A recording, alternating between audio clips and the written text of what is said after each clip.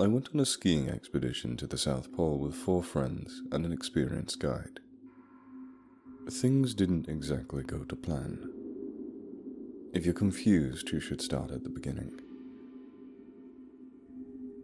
Lena sat down in the snow, her breath coming in panicked gasps. David and Jake stood paralyzed, staring at Katie's frozen form. I grabbed our guide by the shoulders, turning him to face me. "What the fuck, Leif?" I shouted. "How did this happen? What the hell is going on?" Leif looked at me. His face was like craven rock, but I could see a gleam of fear in his eyes. "I don't know," he replied, almost whispering. "But we must return. We have to get out of here." "What, and leave Katie behind?" said David incredulously. "You can't be serious." "There is nothing we can do for her. She is dead. We have no pickaxes to dig her out, and even if we did, what would we do then?" Leif was somehow remaining calm. "We need to return. Whatever is happening out here, we must escape it. We must go back to the Hercules Inlet." "What is happening here?" yelled Jake, his anger flaring up. What did this to Katie?" Leif looked at him. "I don't know," he said finally. "I am as scared as you, Jake. But if we wish to survive, you'll have to listen to me. We have to turn back. Now." A shocked silence fell on our group. Slowly, we picked ourselves up and headed back to the camp. David stayed the longest, looking down at Katie's frozen form through the ice. I put my arm around him and led him away. As we packed up and prepared to leave, my eyes kept returning to that damned stone circle. It seemed even closer than before, mocking us, threatening us. We set out in mournful silence. The weather, fair for the last 3 days, was taking a turn for the worse. Snow and wind began gaining in strength. Finally, Leif stopped the group. "We must set up camp before the conditions worsen," he announced. We set about the task. As we worked, Leif continued talking. "We have to maintain a watch in the night. I will begin, and after an hour and a half, I will wake up Jake, and so on. This way we'll not be vulnerable whilst the others sleep." "What are we guarding against?" said David, his voice low. "I thought this place was abandoned." "Antarctica has never truly been settled, no. Only scientists and tourists come here, I believe. During World War II, the Germans briefly established a base on the coast, but that is all." I couldn't help but notice he had cleverly evaded David's question. We erected our tents in dejected silence, everyone occupied with their own morbid imaginations and fears. As I settled into rest, I could hear Leif's footsteps outside the tent as he paced back and forth, keeping watch. My guard duty was not up for another 3 hours. I lay, thinking about Katie, forever where we had found her, frozen in the ground. I couldn't get her face out of my mind. At least she had died in her sleep. Eventually I fell into a slumber from pure exhaustion. I woke up some time later. I could tell it had been far longer than 3 hours. I was feeling far too rested for it to have been such a short time. Climbing out of the tent, I saw Leif. He was sitting in the center of the camp with his back to me and his hood up. "Leif? Everything all right?" I said. No answer. My heart began beating harder. "Leif?" I called out again, praying for an answer. He remained silent. Slowly, I walked over to his sitting form. He didn't move an inch. I put a hand on his shoulder and turned him around. The others ran out of their tents as my scream tore them from their slumber. They found me, standing above what I thought was our guide. Except it wasn't. It was Leif's clothes, filled with snow and shaped into an outline of a man. From the hood, a smooth globe of packed snow and ice stared outwards. Shit, oh fuck, oh," shouted Lena, turning away from the figure. David was staring at it completely motionless. It was Jake who woke us from a horrified trance. "Guys, look." We stared at where he was pointing. Of course, a stone circle. This time to the east. David ran to the edge of the camp and screamed towards it. "What do you want?" he yelled. "What do you want from us?" I rushed over to him, Lena behind me. We put our hands around him and gently led him back to the camp. "We have to keep moving," Jake said firmly, assuming command through the force of will. "Hercules Inlet is only 2 days away. We can't stay here. What difference does it make?" mumbled David. "We need to keep moving," repeated Jake, his voice firm. "We won't achieve anything by staying here." We broke camp and set out.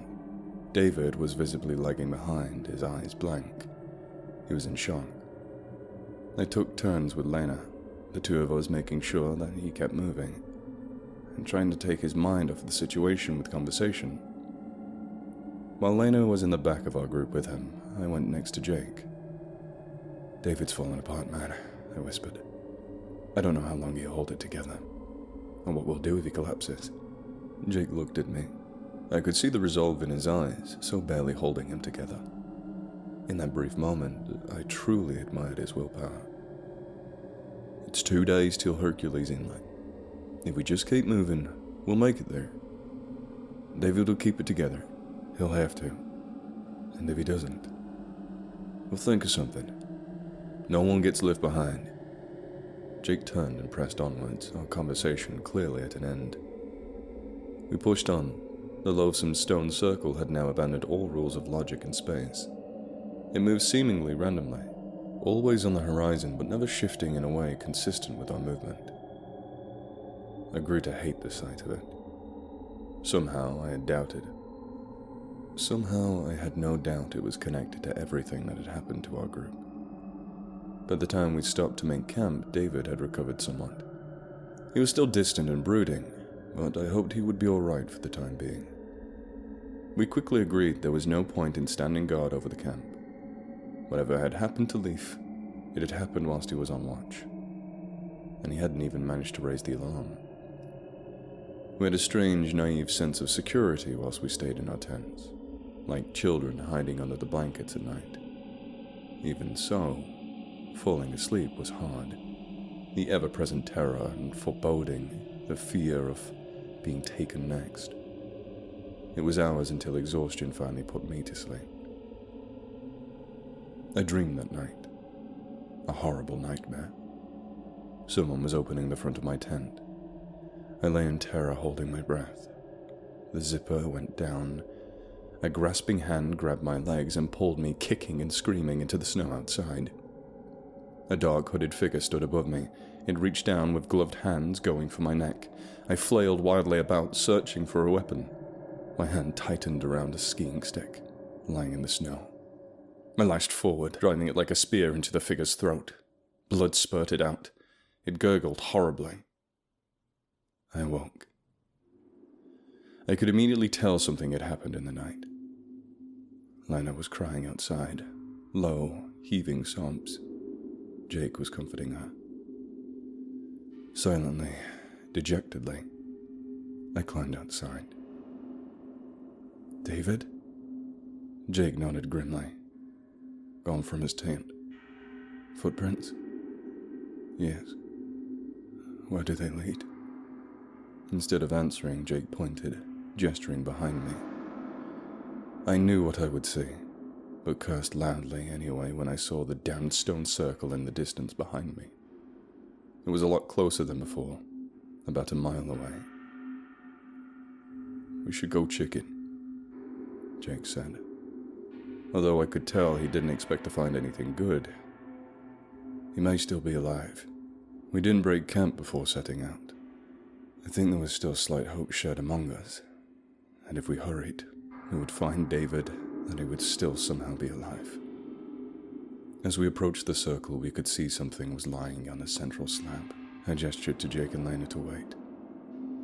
"Stay here, I'll check it out." They didn't argue. I walked into the circle cautiously and approached the central slab. I almost vomited when I saw what was on it. David, covered in blood.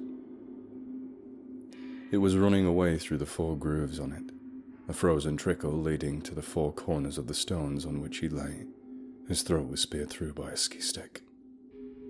My ski stick. I retched, gasping for air. I couldn't have done this. I'd been sleeping. Had I? Was it a dream?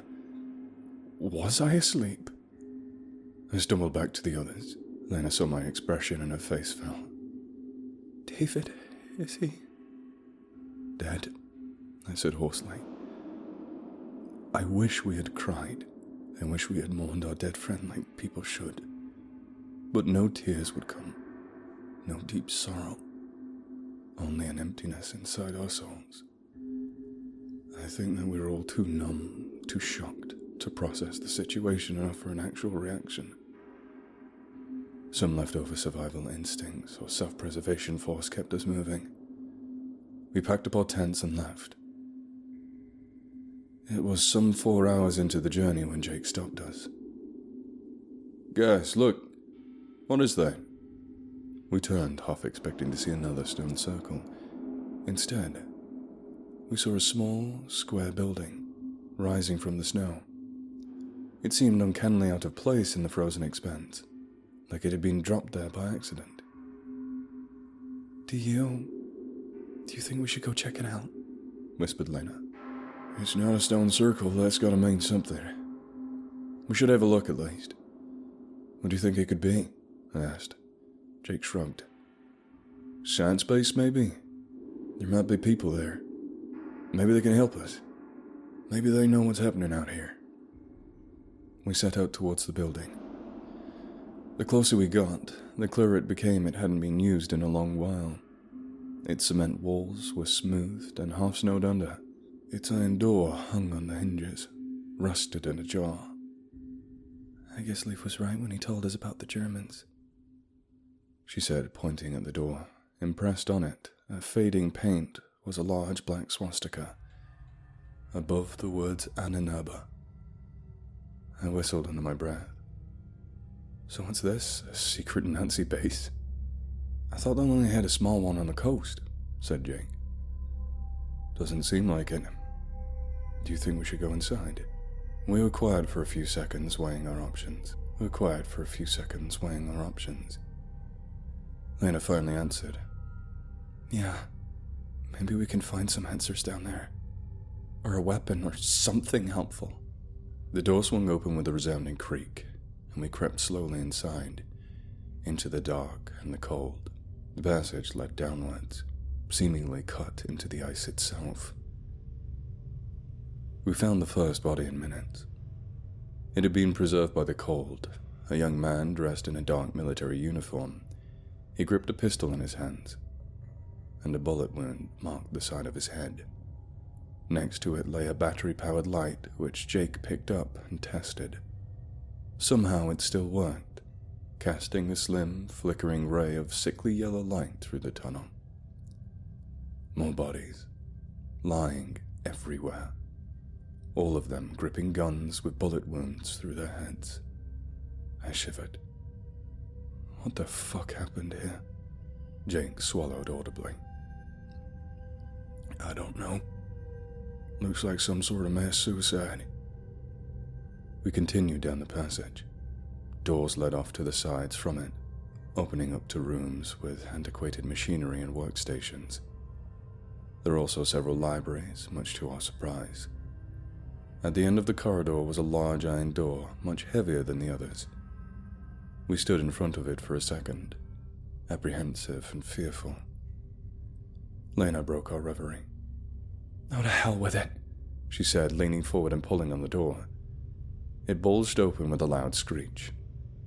Jake shone the light into the room beyond. We squinted into the dark, looking upon a massive chamber 10 meters wide and deep. My heart dropped when I saw what it contained. Is it what I think it is?" asked Jake hoarsely. I nodded grimly. Before us, dominating the center of the room, lay a massive circle of grey stones. We stared in mute terror and disbelief at the massive construction. "Well, shit," muttered Jake. "There's paintings on the ground," Lena said, looking down. I could see she was right. The circumference of the stone circle was drawn on the floor with dark paint.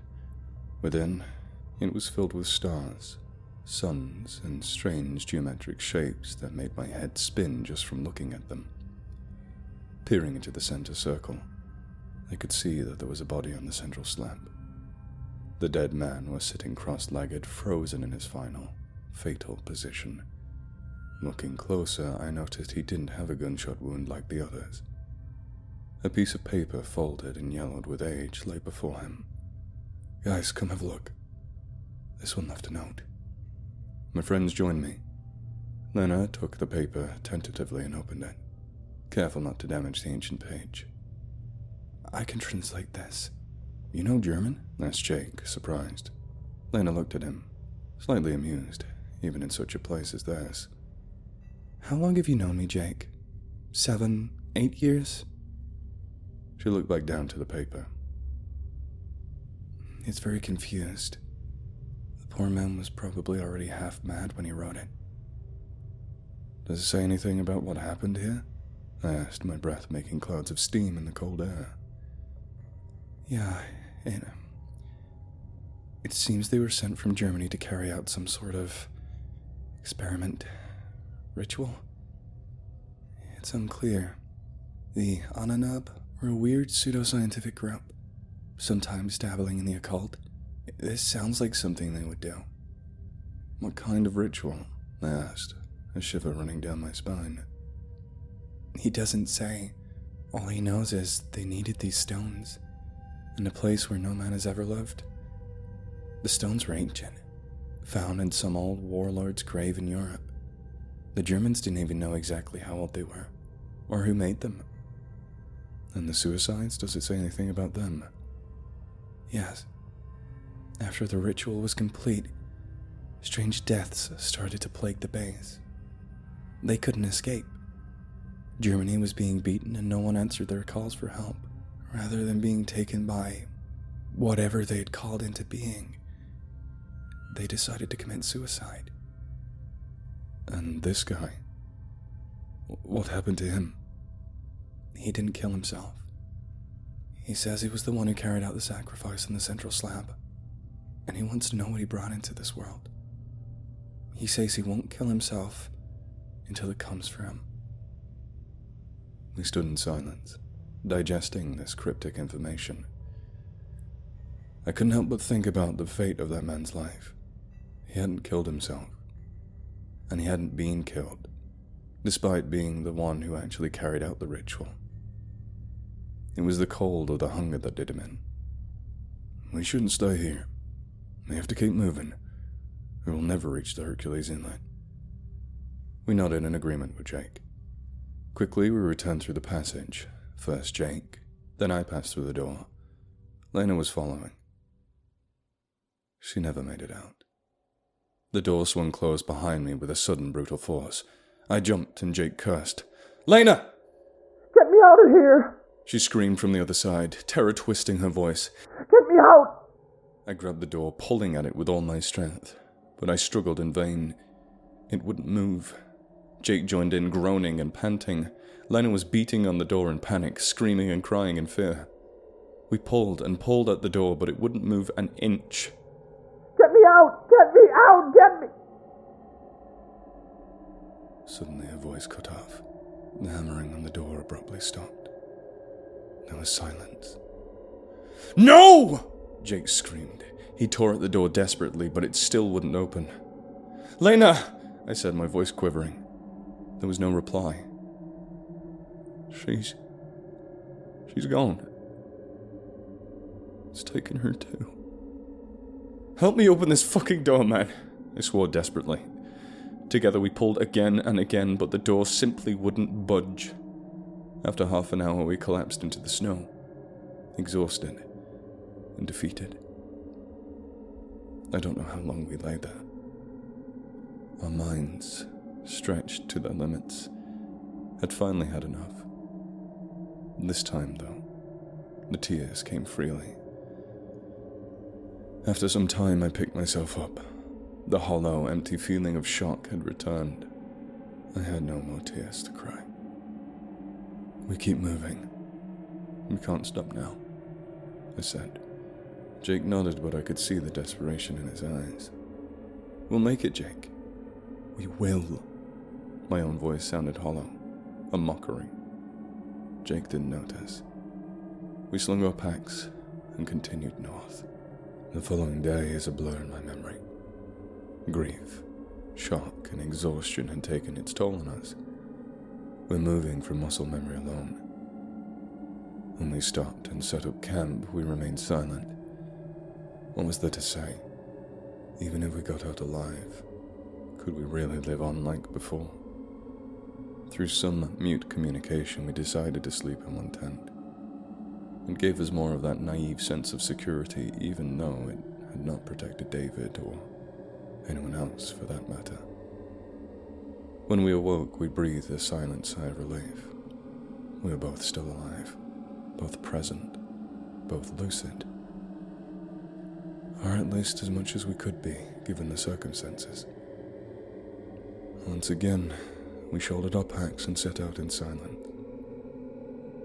The circle was on our left now, unmoving and sinister. I kept glancing over at it, almost expecting it to move closer to us. Jake seemed to be pointedly ignoring it, refusing to even look in its direction. After several miles, he spoke up.